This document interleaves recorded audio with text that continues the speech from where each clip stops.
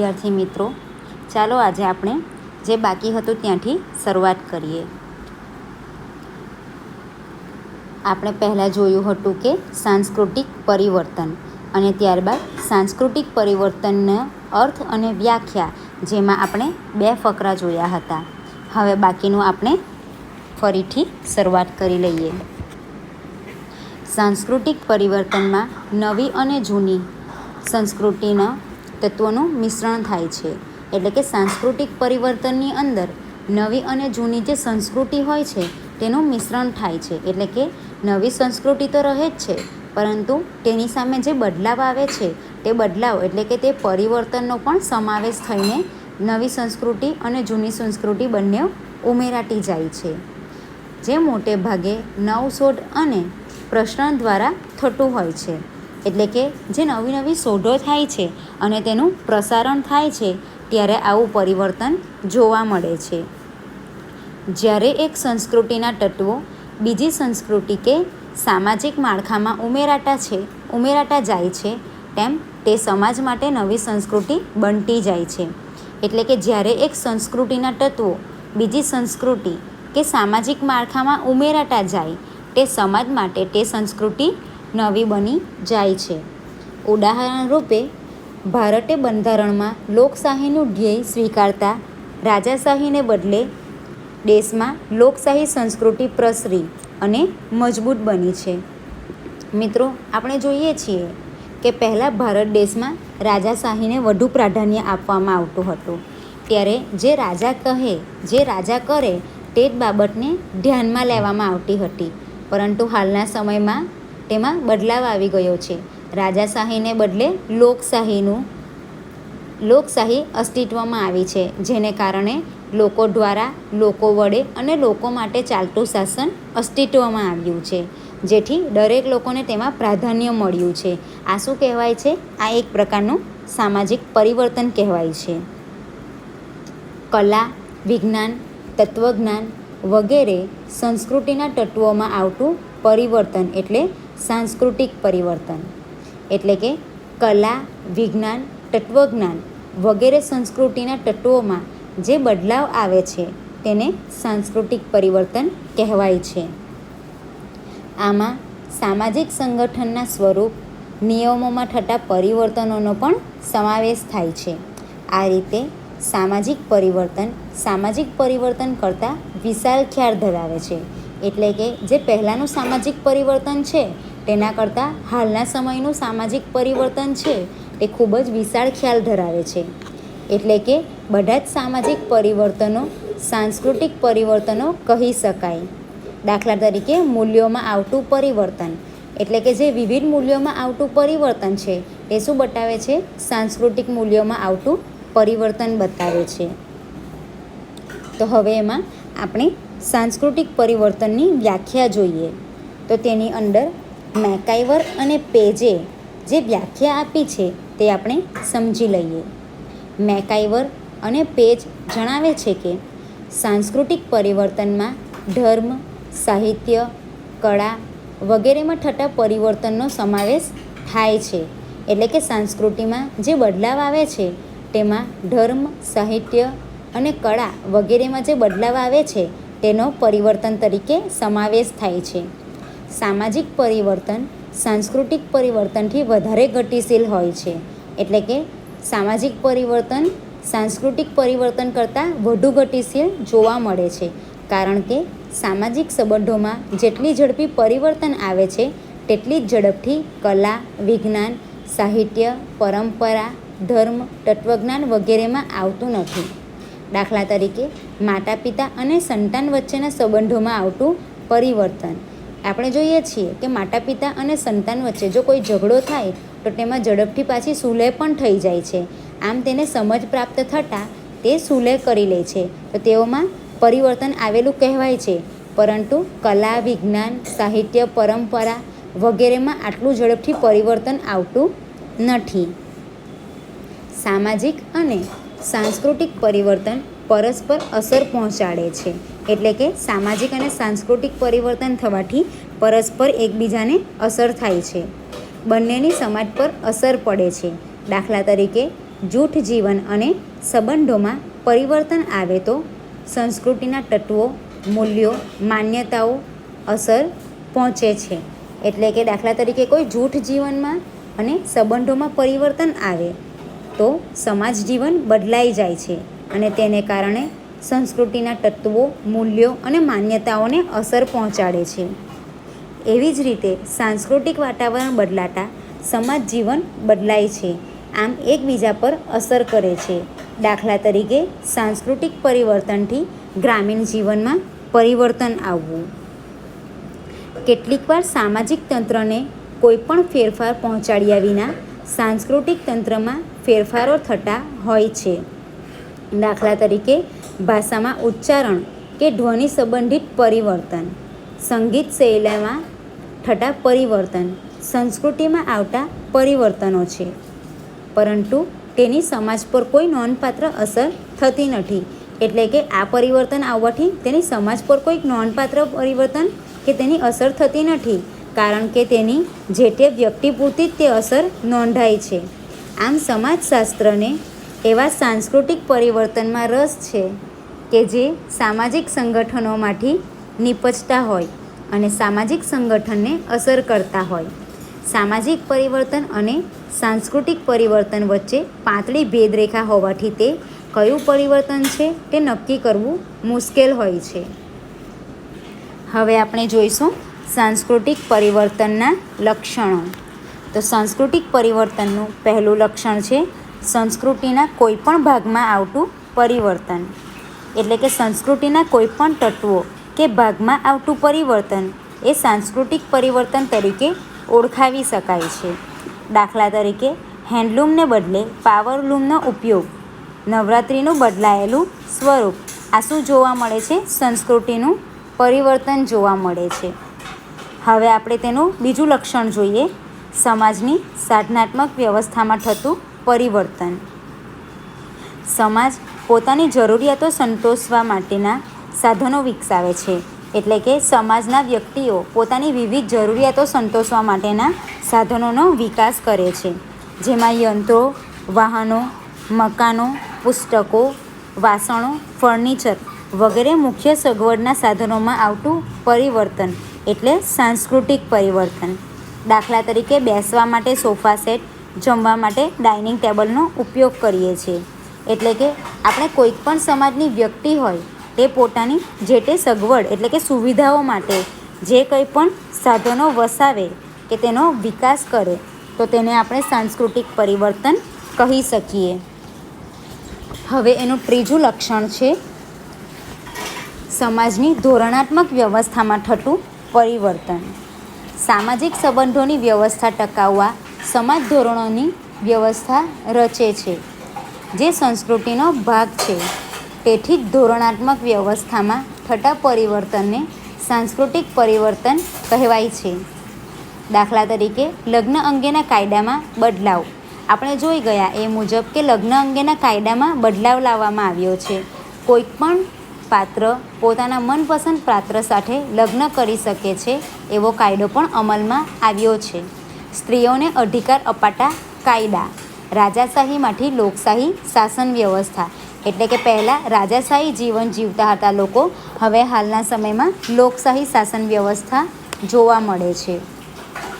સામાજિક અને સાંસ્કૃતિક પરિવર્તનનો અર્થ જોયા બાદ હવે આપણે પરિવર્તનની સાંસ્કૃતિક પ્રક્રિયાઓ વિશે જોઈશું. તો હવે જોઈશું આપણે સંસ્કૃતિકરણ.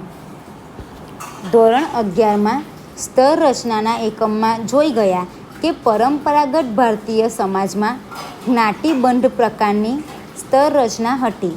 એટલે કે વ્યક્તિનો સામાજિક દરજ્જો તે જે જ્ઞાતિમાં જન્મે છે તેના આધારે પ્રાપ્ત થાય છે અને જીવનભર તે જ્ઞાતિનું સભ્યપદ અને દરજ્જો જાળવી રાખે છે. એટલે આપણે આગળ જોઈ ગયા એ મુજબ કે જે જ્ઞાતિમાં જે બાળકનો જન્મ થાય છે તે તેના માતા પિતાને આધારે તેને તે જ્ઞાતિ મળે છે અને તે જ્ઞાતિનું સભ્યપદ તેને જીવનભર જાળવી રાખવાનું હોય છે. તે તેમાં બદલાવ લાવી શકતો નથી. જ્યારે વર્ગ વ્યવસ્થામાં વ્યક્તિ તેના જીવનકાળ દરમિયાન શિક્ષણ, તાલીમ કે અન્ય કોઈ રીતે દરજ્જો બદલી શકે છે. એટલે કે જો તે વધુ સારું શિક્ષણ મેળવે કે તાલીમ મેળવે તો તે પોતાના દરજ્જામાં ફેરફાર લાવી શકે છે. ટૂંકમાં જ્ઞાતિ વ્યવસ્થામાં દરજ્જા વિષયક પરિવર્તન શક્ય નથી તેવું સમાજશાસ્ત્રીઓ માનતા હતા, પરંતુ ભારતના જાણીતા સમાજશાસ્ત્રી પ્રોફેસર એમ.એન. શ્રીનિવાસે પોતાના અભ્યાસ દ્વારા જણાવ્યું કે જ્ઞાતિ જેવી પ્રમાણમાં બંધ પ્રકારની સ્તર રચનામાં પરિવર્તન શક્ય છે. આ સંદર્ભમાં તેમણે સંસ્કૃતિકરણ જેવી સાંસ્કૃતિક પ્રક્રિયાનો ખ્યાલ આપ્યો છે. સંસ્કૃતિકરણ એ પરિવર્તનનો એક આંતરિક સ્ત્રોત છે. સંસ્કૃતિકરણ એ ભારતીય સમાજમાં સામાજિક પરિવર્તન લાવવાના અગત્યનો ભાગ ભજવ્યો છે. એટલે કે સાંસ્કૃતિકરણ એ પરિવર્તનનો એક આંતરિક સ્ત્રોત ગણાય છે કે જે ભારતીય સમાજમાં સામાજિક પરિવર્તન લાવવા માટેનું એક મહત્ત્વની ભૂમિકા ભજવી છે. સંસ્કૃતિકરણ એ એક એવી સામાજિક અને સાંસ્કૃતિક પ્રક્રિયા છે જે ભારતના જુદા જુદા ભાગમાં વસતા હિન્દુઓના વ્યાપક રૂપમાં જોવા મળે છે.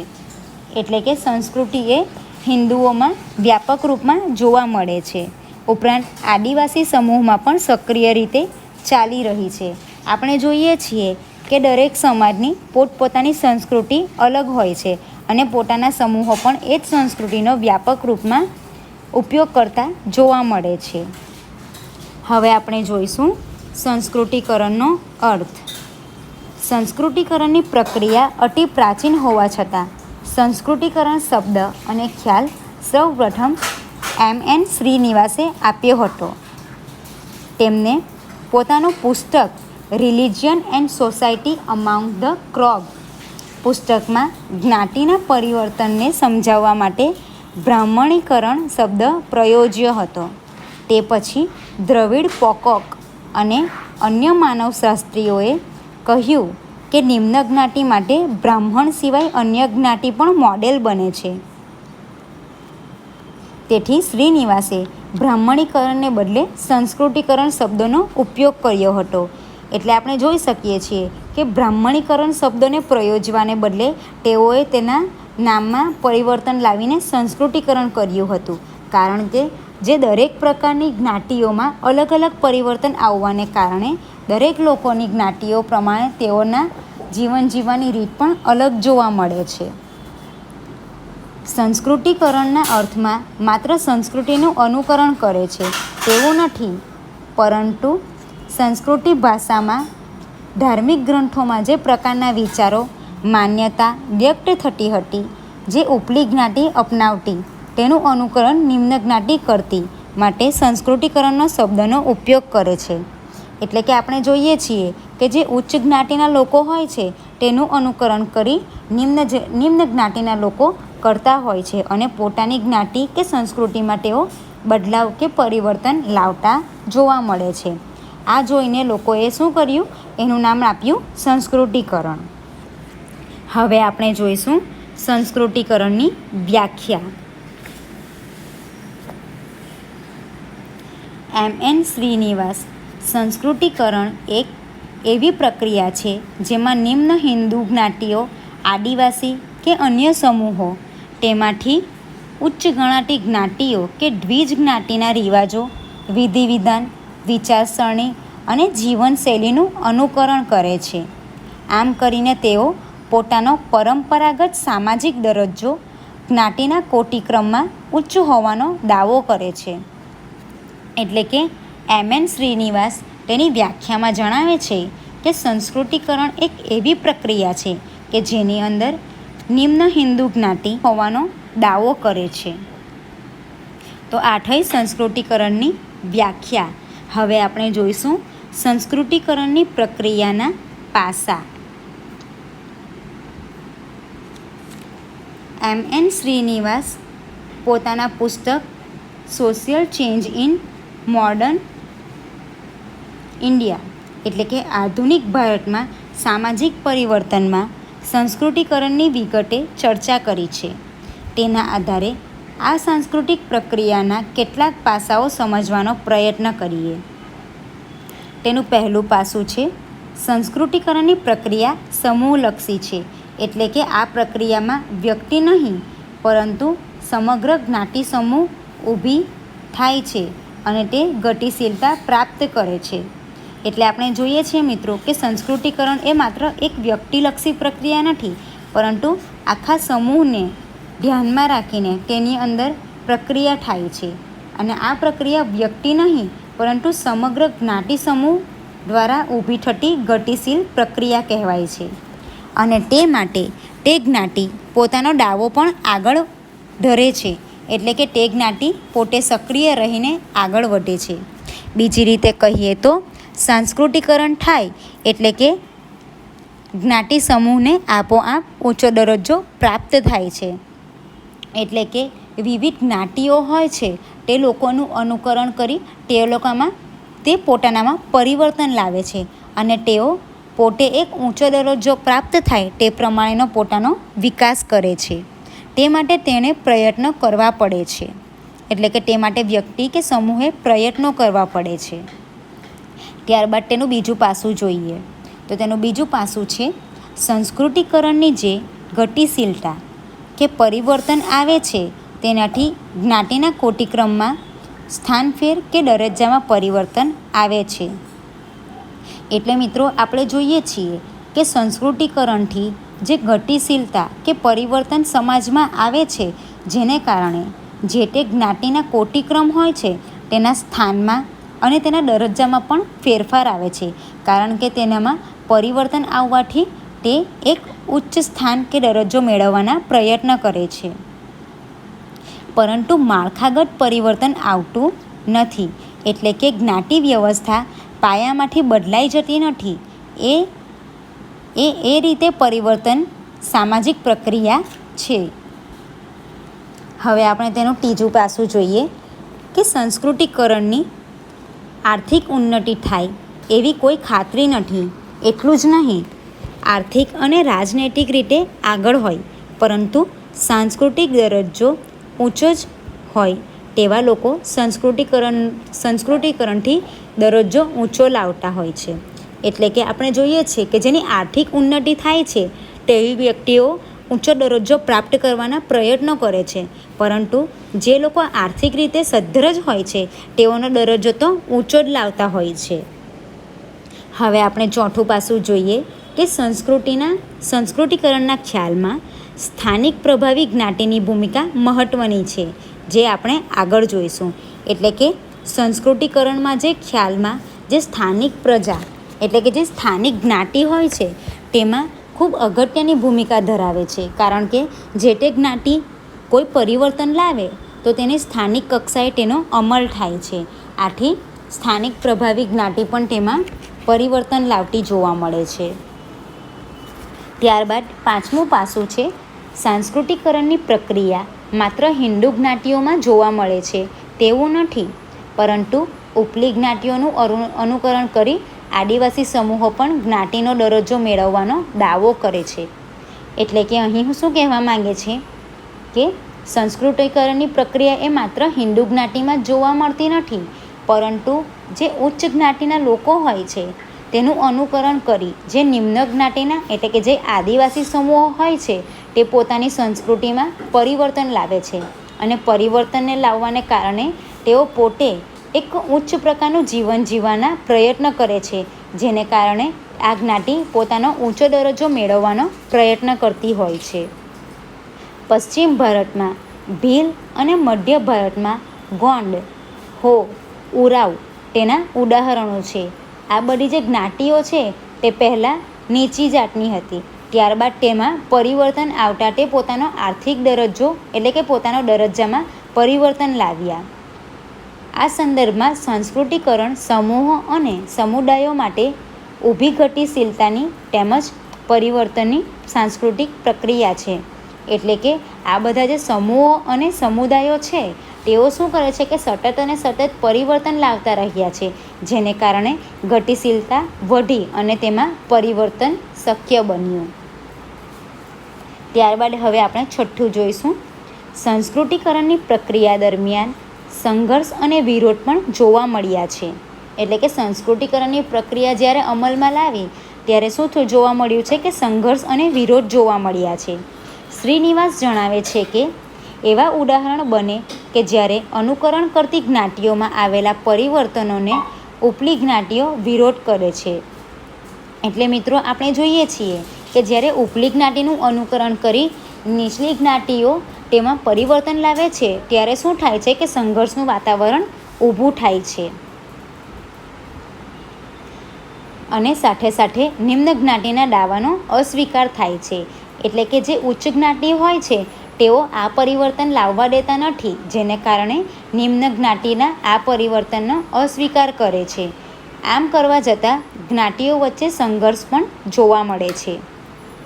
હવે આપણે તેનું 7મું પાસું જોઈએ કે કેટલીક નિમ્ન જ્ઞાતિઓ ઉપલી જ્ઞાતિનું નામ અને અટક સ્વીકારી ઉચ્ચ સ્થાન માટે દાવો કરે છે. એટલે કે નિમ્ન જ્ઞાતિઓ ઉપલી જ્ઞાતિનું નામ અને અટકનો સ્વીકાર કરીને ઉચ્ચ સ્થાન મેળવવાના પ્રયત્ન કરે છે. આ માટે 1931ની સેન્સરમાં પોતાની જ્ઞાતિની નોંધણી ઉચ્ચ જ્ઞાતિના નામે કરાવી હતી. એટલે કે અમુક લોકોએ શું કર્યું હતું કે સેન્સસમાં પોતાની જ્ઞાતિની નોંધણી ખોટા નામે એટલે કે ઉચ્ચ જ્ઞાતિના નામે કરાવી હતી. આ પ્રક્રિયાને પણ શ્રીનિવાસ સંસ્કૃતિકરણ કહે છે. ત્યારબાદ તેનું સંસ્કૃતિકરણનું અંતિમ પાસું જોઈશું આપણે કે સંસ્કૃતિકરણની પ્રક્રિયા દ્વિમાર્ગી છે. એટલે કે સંસ્કૃતિકરણની પ્રક્રિયા એ એકમાર્ગી નથી પરંતુ દ્વિમાર્ગી છે. એટલે કે એક તરફ નિમ્ન જ્ઞાતિઓને તેનાથી ઉચ્ચ ગણાતી જ્ઞાતિઓનો દરજ્જો આપવી ગતિશીલતા સર્જે છે. એટલે કે નિમ્ન જ્ઞાતિઓને તેનાથી ઉચ્ચ ગણાતી જ્ઞાતિઓનો દરજ્જો આપવાની ગતિશીલતા સર્જાવે છે. પરંતુ બીજી તરફ આમ કરવા જતાં પોતાની જ્ઞાતિની કેટલીક સારી બાબતોનો ત્યાગ પણ કરે છે. હવે આપણે સંસ્કૃતિકરણની પ્રક્રિયા અને પ્રભાવી જ્ઞાતિની ચર્ચા અગાઉના ભાગમાં કરીશું. આ ભાગમાં જોડાવા બદલ આપ સૌ મિત્રોનો આભાર.